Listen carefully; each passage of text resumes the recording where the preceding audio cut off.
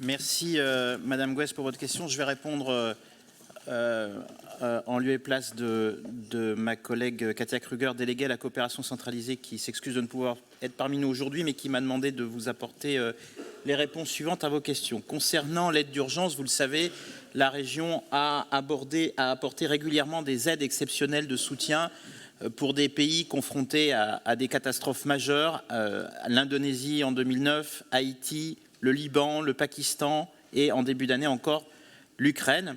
Ces aides se traduisent à chaque fois par des aides à des ONG, notamment Acted, une ONG française, qui sont présentes sur place.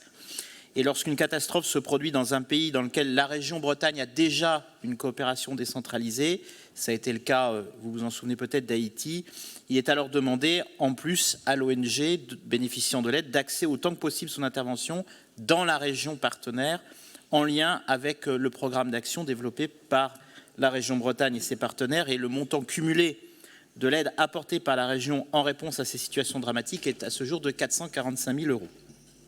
Vous l'avez rappelé, il y a une ligne exceptionnelle qui avait été mise en place en 2020 pour traiter la crise sanitaire et dispositif qui a été reconduit en 2021. Les actions qui étaient soutenues dans ce cadre viennent en complément de projets qui sont menés par les associations bretonnes de solidarité internationale avec leurs partenaires locaux.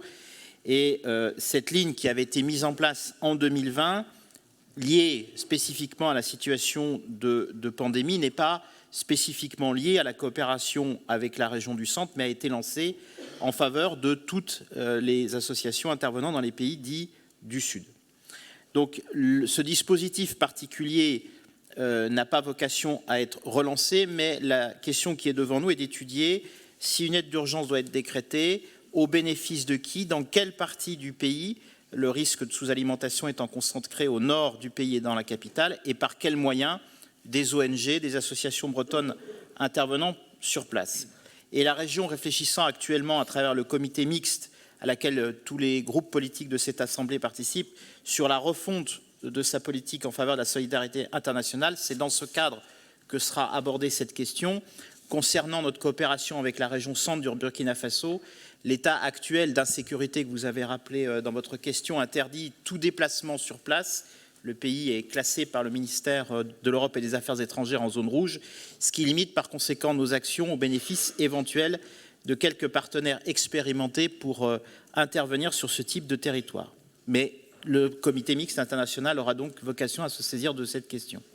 Sur le panorama, vous avez rappelé les acquis importants de cette coopération qui avait été lancée effectivement par Christian Guyonvar en son temps, qui a permis d'avoir des succès importants sur la formation de producteurs locaux, la construction de stockage à sec. Je veux dire ici que nous souhaitons absolument garder le lien avec les acteurs locaux, privés, associatifs, coopératifs, avec lesquels nous avons très bien travaillé. La difficulté que nous avons, c'est que nous sommes confrontés à des pouvoirs publics très fortement instables. Nous en sommes à notre 3e coup d'État depuis 2014 et à une corruption endémique. La question qui nous est posée, c'est donc de savoir comment continuer à garder le lien avec ces acteurs locaux malgré cette instabilité des pouvoirs publics et ces situations de corruption qui peuvent exister, mais c'est ce lien direct que nous souhaitons absolument garder avec les producteurs locaux pour poursuivre l'action qui a été précédemment entreprise.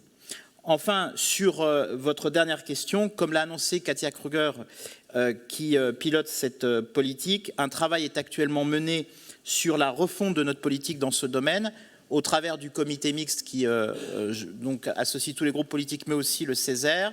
Une première réunion s'est déroulée avant l'été pour présenter le bilan des politiques conduites jusque-là. Une deuxième réunion devrait se tenir en début d'année 23 pour examiner des premières orientations nouvelles. Et l'objectif, c'est de voter en faveur de la nouvelle politique de solidarité internationale de la région avant l'été 2023. Donc c'est ce calendrier-là que Katia Kruger vous propose. Et donc la discussion de cette politique de solidarité internationale qui aura été préalablement travaillée au sein du comité mixte, qui inclura les coopérations décentralisées avec le pays du Sud, sera traitée à la faveur de cette session.